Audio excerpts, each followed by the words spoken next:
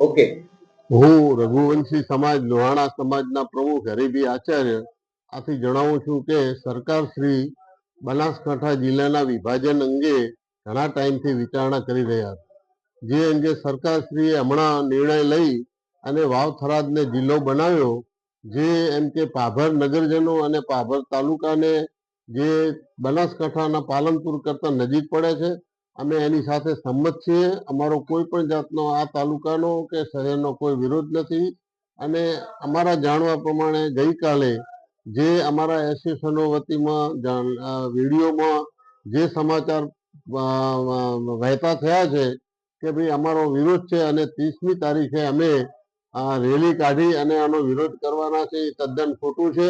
અમે સરકારશ્રીને પણ આ અંગે મામલતદારશ્રી અને કલેક્ટરને લેખિત જાણ કરી અને જે કંઈ જિલ્લો બનાવવામાં આવ્યો છે થરાદ, એની સાથે અમે સંમત છીએ.